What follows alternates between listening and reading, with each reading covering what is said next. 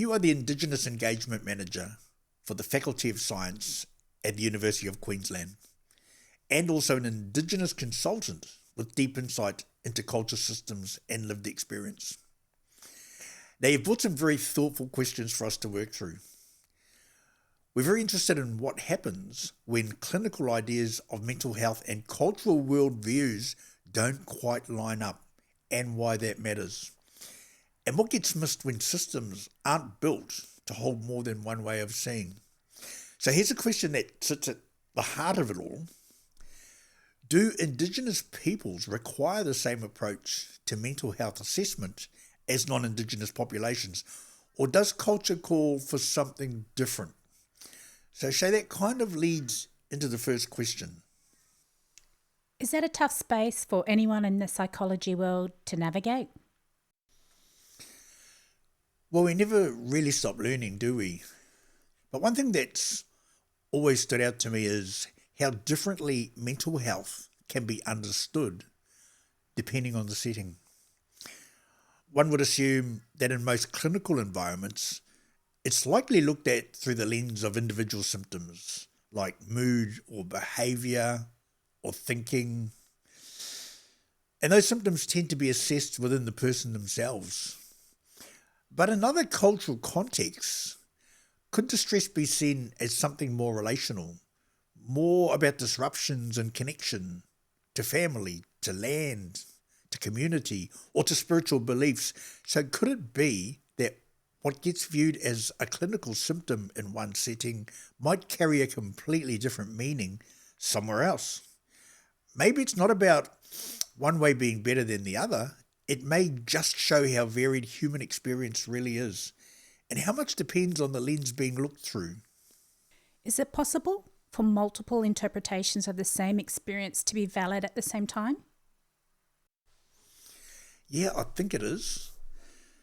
Two people can look at the same situation and both be right, just from different angles. One person might see what's happening as a mental health issue, grounded in biology or diagnosis. Someone else might see the same thing as something spiritual or cultural. Maybe a sign that something's out of balance in a deeper way. And the thing is, one view doesn't cancel out the other. They're just different ways of trying to make sense of distress. You don't have to throw out science to make space for culture, but you probably do have to hold both if the goal is to truly support someone. A book called Jilya, written by Dr. Tracy Westerman, has come up a few times in conversations about Indigenous mental health. It explores the space between Western psychology and cultural experience. From your perspective, what role do you think a book like that plays in helping us rethinking the systems we rely on? From what I've gathered, Jilya brings attention to where cultural worldviews and clinical models don't always match up. It shows how the same experience can be understood in completely different ways, depending on which lens is being used, psychological or cultural. I don't think books like this are trying to offer final answers. If anything, they're raising the kind of tensions we often overlook. And by putting those tensions on the table, they open space for conversations we might not otherwise have. That's the value I see, not as a solution, but as a prompt to keep asking better questions. If our mental health systems are built around certain assumptions, is it fair to ask whether those assumptions actually work for everyone? Yeah, look, I think it's one of the main points that the book raises. Not that psychology is wrong, just that it doesn't always fit everyone's experience. Dr. Westerman, from what I understand, does a strong job of highlighting that a lot of our mental health systems are based on particular worldviews, and those don't always translate across cultures. There's a story in the book that really brings us home. It's about an Aboriginal man who believed he'd been sung by lawmen, meaning he'd broken a sacred law and was facing spiritual consequences.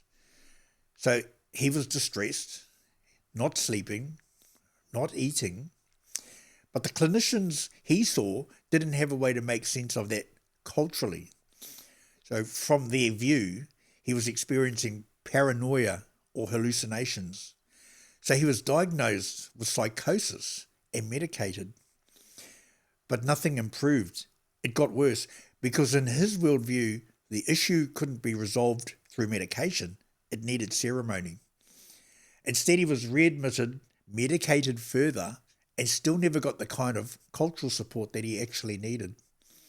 The book isn't saying clinical care is bad. It's asking whether we've made enough space for other valid interpretations of distress. Not less professional, just more responsive.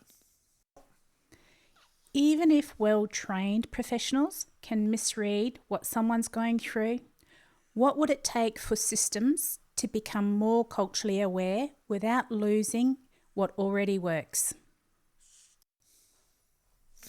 That's a really good question, and I don't think there's a quick fix. Maybe it starts with the kind of training that goes deeper than just cultural awareness. Not just learning about the traditions or customs, but asking, how does this person make sense of their world? That mindset would take time and humility, especially in systems that are built on certainty and diagnosis. But this isn't about throwing out the good parts of clinical care. It's about widening the lens, learning to hold both science and culture in the same space. Even the best systems can miss things, not because they're failing, but because they weren't designed to catch everything. So maybe it's not about replacing the model, maybe it's about expanding so it can hold more people's truths. If you are a professional sitting across from someone whose experience doesn't fit the model you were trained in, what does a culturally safe response actually look like? Maybe it starts with the willingness to pause, to admit, I don't fully understand this, but I want to. That's not weakness, that's respect. And in many Indigenous cultures, respect isn't shown by talking, it's shown by listening. And there's an old saying, when you're talking, you're just repeating what you already know. When you're listening, that's when you learn new stuff. You don't have to be an expert in someone's culture to sit with them in a way that says your experience matters here. It's not about being perfect. It's about being careful, not jumping to explain something you haven't taken time to understand. Sometimes the best thing isn't action, it's just presence. Asking the right question, bringing in the right support. Knowing that healing doesn't always follow the same script, that's how trust is built. And without trust, even the best intentions can fall short. From your own perspective, as someone studying psychology and bringing both lived experience and cultural insight to the table, what do you hope mental health practitioners, students, or even systems more broadly take away from conversations like this?